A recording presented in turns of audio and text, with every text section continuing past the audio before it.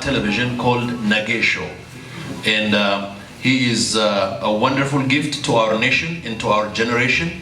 And we're so glad that he's completing his first degree as a child of this ministry, and he's going to continue to grow in impacting this nation and raising up a generation after him from all over this nation and around the world.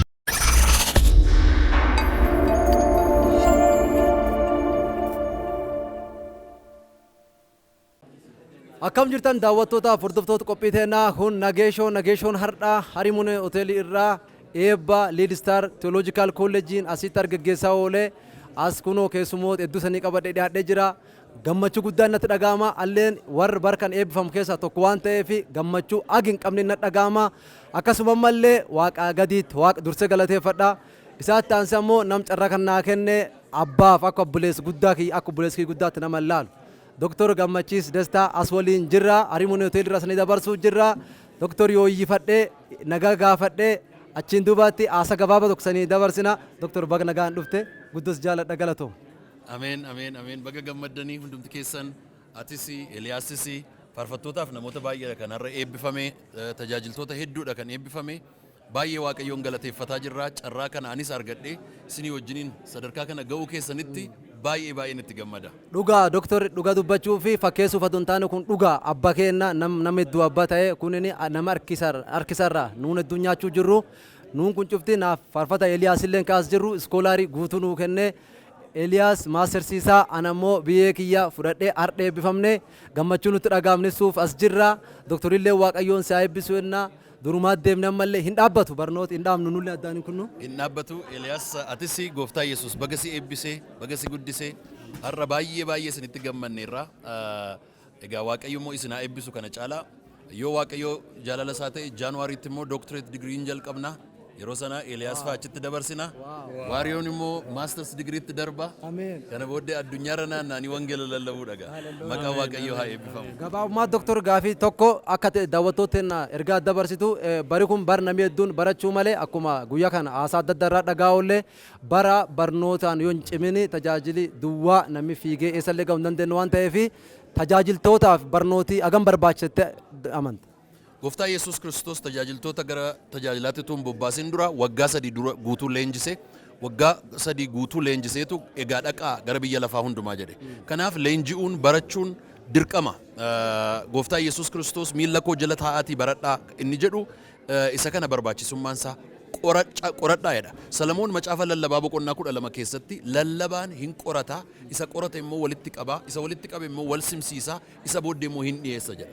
Yoo isa kana gochuudhaa baate duwwaa jalaa ta'a jechuudha. Dhuguma afurri qulqulluun nama dadammaqsa beekumaan immoo ichim godhanii sammuu ofii yaada ofii guutuuni baay'ee barbaachisaadha. Kanaaf Lead Star interdenominationalidha. Denominationii hundumaa keessaa simata. Maqaan Yesuus wajjiniin hariiroo gaarii uummanne irraa tokkummaa waldoota kiristaanaa warra wangeelaa wajjiniin hariiroo cimaa qabna. Qaala hiiwatii wajjiniin akkuma kana akka Fuller Seminariin Fuller Theological College'n Ameerikaa keessatti hojjetutti hojjenna. Denominationii hundumaa walitti finnee leenjisuudha. Kaayyoon keenya leenjisuudha. Waldaadhaa gaditti waldaadhaa wajjin taanee leenjisuudha. Kana bobbaasuudha. Waaqayyo immoo nu gargaara. Galatooma jabaadhaan jedha. Haasaa keessan Eliyaasii wajjin itti fufaa. Eebbifam Dr. Galatooma waaqayyoon si eebbisu. Thank you. Nageeshoo immoo baay'ee jaallanna. Nageeshoo it's one of the best. One of the best.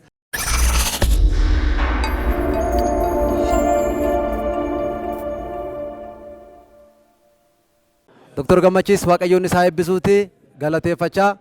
Amma as kana biraatti argitanii nama akka malee jaaladhuuf akka malee kabaju faarfata Eliyaas Bantii nama bardheeraa man waaqayyootiif uummata waaqa tajaajila ture nama akka malee gandheeraa wal beennuu fi guddoo jaalala gooftaa qabuu fi nama mallee akka malee ilaalchi bilchaata qabu faarfata qofaaniti barreessaallee Eliyaas kanaafi mega baafumatti faarfata Eliyaas har'a maastersi eebbifamee ilu gooftaan baqsi gargaaree siin jedha. Qophiin kun Nageeshoo Harimune hoteelii irra sanii dabruu jira Finfinnee. Eliyaas ati tajaajilaallee hin hojjettaallee amma kunoo gooftaan si gargaaree maastersi kee qabattee jirta. Barumsaa fi tajaajilli akkam wal faallessamoo wal deeggara? Barumsiif tajaajilli baay'ee wal deeggara. Sababni isaa gaafa barattu hafuura qulqulluu guddista utuu hin ta'in ofii kee guddista. Ofii keetii waan baay'ee gaafa beekaa baraa deemtu tajaajila kee bal'isaa deemta. hubachaa deemta. Isa yeroo elementary turteen argin high school geesse argita. Isa yeroo high school geesse argin university geesse argita. Isa yeroo university geesse argin immoo yeroo degree barattu argin immoo masters keessatti argita. Kanaaf baay'ee wal deggara. Barumsiif tajaajilli humna walii kenna. Waliin dadhabsiisu, waliin kufisu, waliin jeequ.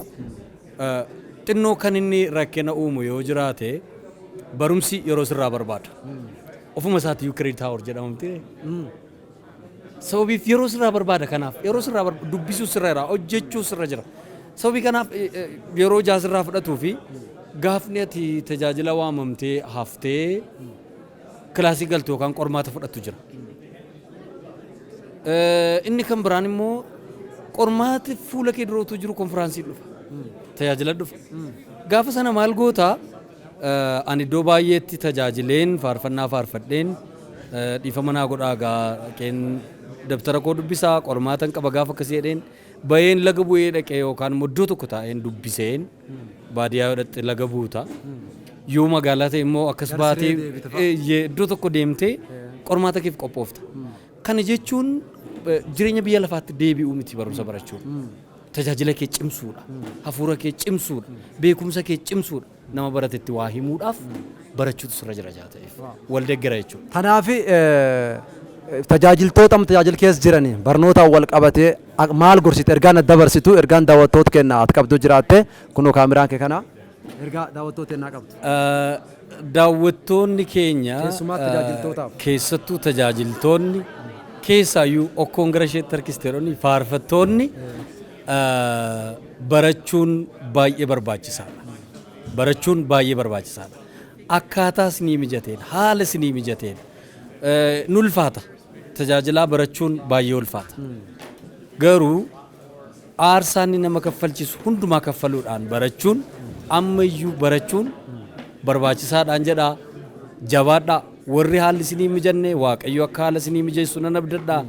Anaaf naa mijeesseera wanta ta'eef isiniif illee isinii mijeessaa barachuu dandeessu baradhaan hafee irraa kooti.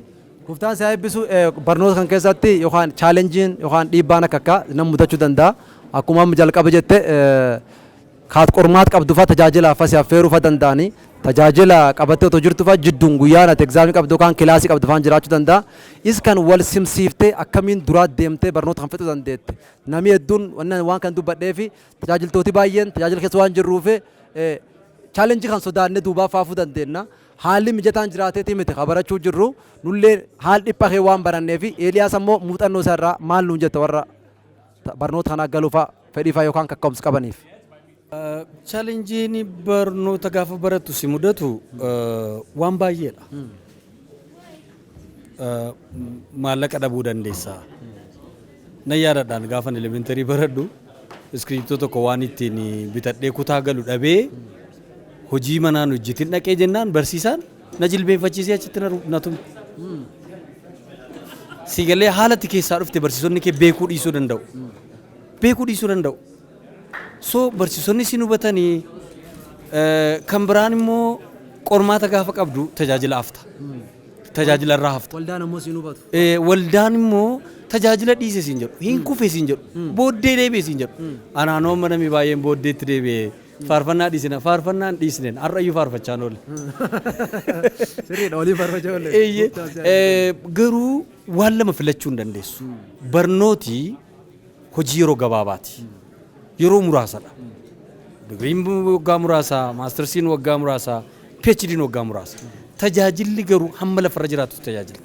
Sababii kanaaf qophiin keenya wanta tajaajila naannoo keenya jiru tajaajila. Amantoota wajjin wal hubachaa tajaajila keef immoo qophii gochaa tokko tokko gaafa gara barumsaatti dhufanii jireenya kadhannaa, jireenya macaafa qulqulluu dubbisuu, jireenya faarfannaa hojjechuu keessaa ba'aa deemu hin barbaachisu. Utuma dadhabduu faarfannaa kee hojjechuu qabdaa. Utuma dadhabduu kadhachuu qabdaa. Utuma dadhabduu barumsa keefis yeroo kennuu qabdaa jechuudha. Daawwattoota hordoftoota qophii teennaa turtiin har'a Hariimoon Hoteelii Eebbaa barattoota liidistaarii irraa tochiin tan fakkaataa faarfata Eeliyaas Bantii Waaqayyoon isaa eebbisuuti akkasuma luba Dr. Gammachiis Waaqayyoon isaa eebbisuu ennaa akkasuma hojjettootaa fi barsiisoti akkasuma istaafii liid istaarii cuftu waaqayyoon isin haa eebbisu na Mu'aa TV illee isin galateeffanna waaqayyoon isin haa eebbisuuti shaaloom shaaloom gooftaan isin haa eebbisu.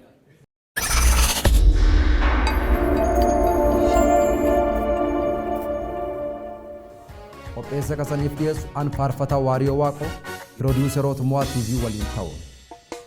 Nageeshoon bashannansiisa barsiisa gorsaaf jajjabeessa waan ta'eef diqqaaf guddaan jaarsaaf jaartilleen akka hordofan abdii qabna. Oomishaaf tajaajila keessan beeksifadhaa.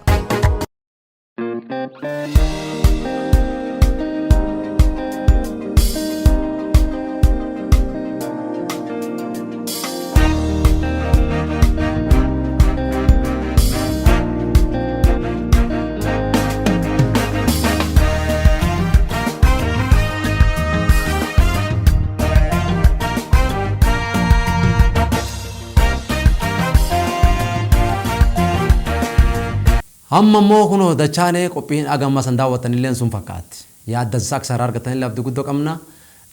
Faarfataa Eeliyaas Bantii nam bardheeraa mootummaa waaqa tajaajilaa ture nama baay'ee jaallannuu fi guddoo ulfeessinuu isanillee cuftiin beektanii. Turtiinis waliin tochi hin tan fakkaatti. Faarfanna isa tokko sana affeerree achumaan nagaa walitti dhaamanna nagaa abbaa waaqa keessaa warri oomishaaf tajaajila keessan beeksifachuu barbaaddanii qophiiteen irratti nuu bilbiluu dandeettanii.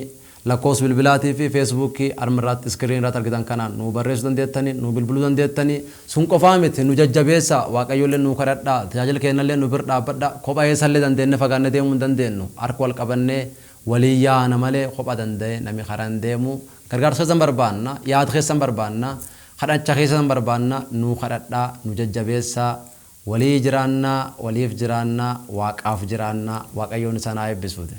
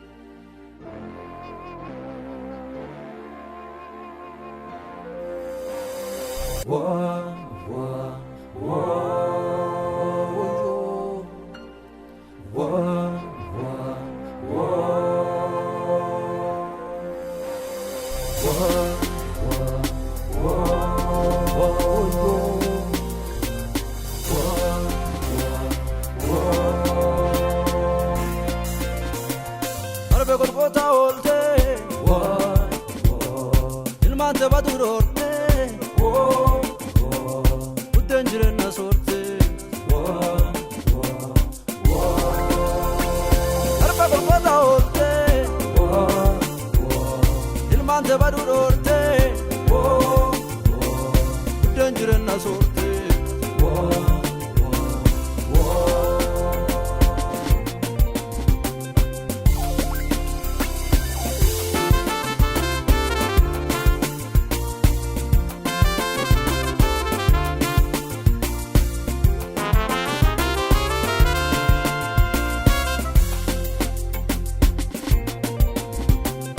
Alatan orin sora, nyatan imbasa bela, watu monta ubeka. Alanan orin sora, nyatan imbasa bela, watu monta ubeka.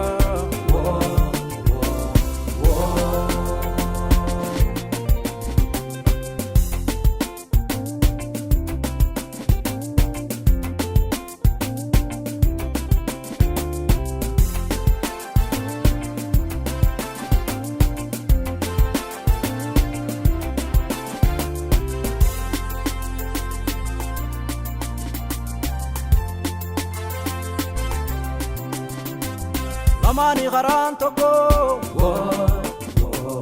toko jesulle yeso, enso bamnu la meso. Amani garan toko, toko jesulle yeso, enso bamnu la meso.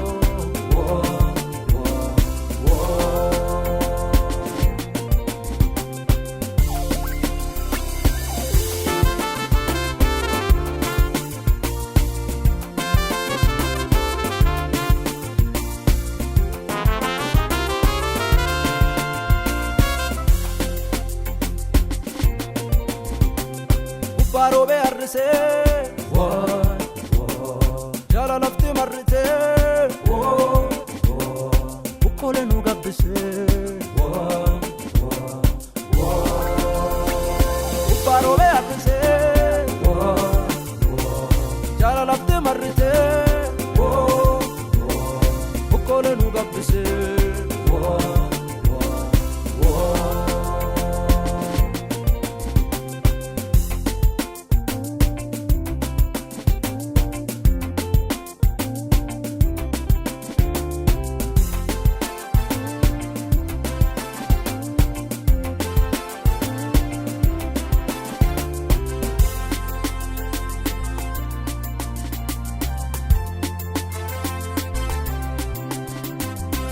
Kasaru gantana, yeson jirena fara, rukub jubule fala. Kasaru gantana, yeson jirena fara, rukub jubule fala.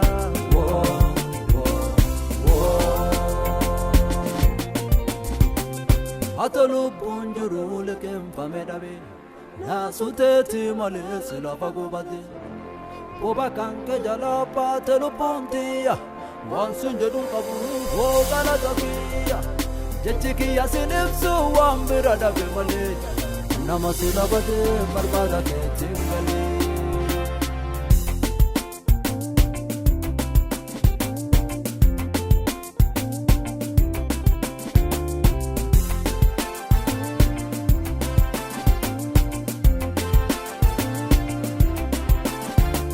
Dukkanofte namne nage, laayuru barite nage, hormaata bultumi nage.